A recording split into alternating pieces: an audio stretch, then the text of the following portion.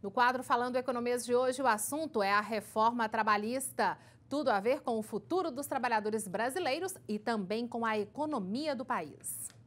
Dentre as propostas da reforma trabalhista estão pontos polêmicos como o parcelamento de férias em até 3 vezes, a contribuição sindical deixaria de ser obrigatória, a regulamentação do trabalho em casa, a redução do tempo de almoço e grávida e lactantes poderão trabalhar em local insalubre com atestado de um médico. E diante de tantos pontos polêmicos, há quem diga que a aprovação da reforma trabalhista vai favorecer a geração de emprego no país.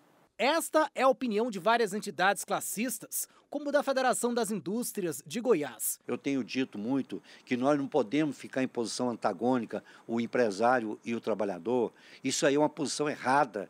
Nós temos que nos aproximar. Por exemplo, se estamos aí com 14 milhões de desempregados, tivemos 130 mil empresas fechadas. Então, estamos ou não estamos no mesmo barco? Estamos afundando junto. Então, é preciso que a gente haja uma aproximação com os trabalhadores, né? Negociamos, porque os dois têm interesse. Não tem como você ter uma empresa forte sem ter um quadro de funcionários também fortalecido. Essa aí é um dos passos, tem mais passos a dar, mas esse é um dos passos para a melhoria da qualidade de vida do trabalhador brasileiro e dessa convivência de capital e trabalho. Aqui no estúdio está o coordenador da área técnica da FIEG, Wellington Vieira. Olá, boa tarde. Boa tarde. Tudo bem? Prazer estar aqui de novo. Que bom o senhor aqui com a gente. E aí, a gente pode ter, de repente, aí um cenário, visualizar alguma coisa boa pela frente com essa aprovação? Essa reforma ela é esperada já há décadas, porque a legislação trabalhista brasileira é muito regulatória e muito antiga. E em cima de coisas antigas vão se criando novas normas.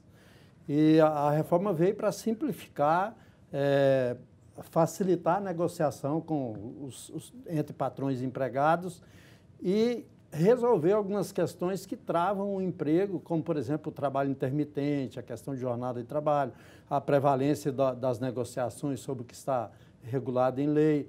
Então, tudo isso vai dinamizar o mercado de trabalho e vai trazer um contingente de muitos milhões de trabalhadores que trabalham, mas não tem nenhuma proteção da lei porque não tem carteira assinada. Isso que eu ia perguntar para o senhor. Tem muita gente que está trabalhando, mas que não tem esse registro.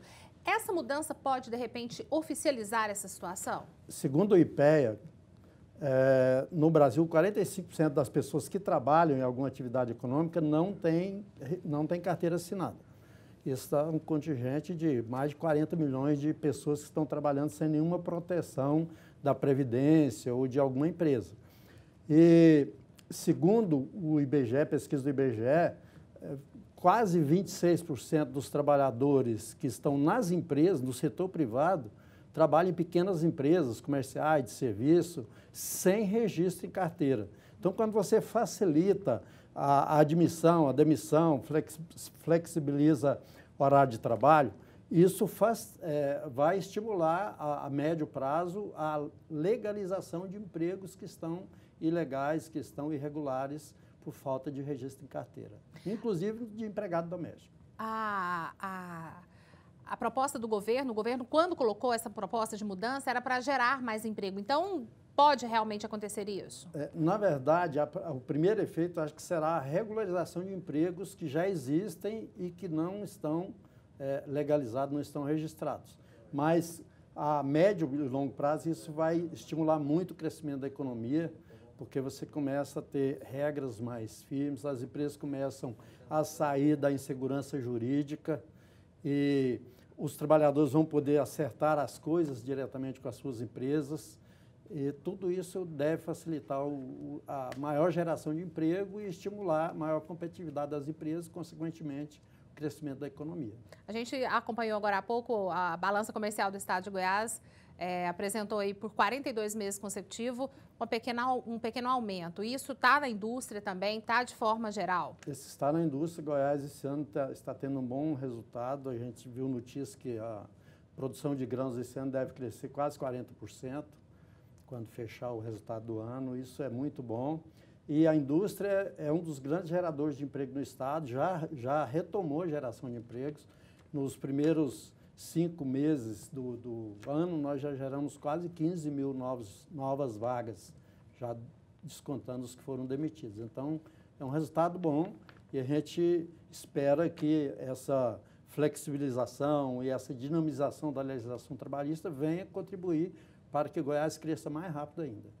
Esses dias agora a gente está aí numa situação política bem complicada, né? E o industriário está aí olhando isso aí, esperando um pouquinho também, apesar desse crescimento, apesar de um pouco mais de investimento. A gente tem até o risco de ter a troca de um presidente novamente. Por incrível que pareça, os últimos dados do IBGE, o setor que cresceu na economia, que puxou o crescimento da economia no mês de maio, que nós já tínhamos crise, foi a produção de bens de capital, que são máquinas, equipamentos, caminhões, e a produção de automóveis, de eletrodomésticos, que são produtos que a gente chama de consumo durável.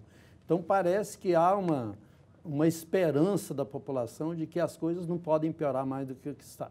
E uma outra constatação é que, mesmo com toda a crise política, acho que o Brasil nunca viveu uma crise tão forte como essa. Com certeza. A economia continua funcionando, a inflação está baixa, o crescimento da economia esse ano deve ficar em torno do 0,5% que estava previsto, ou seja, pelo menos parou de piorar.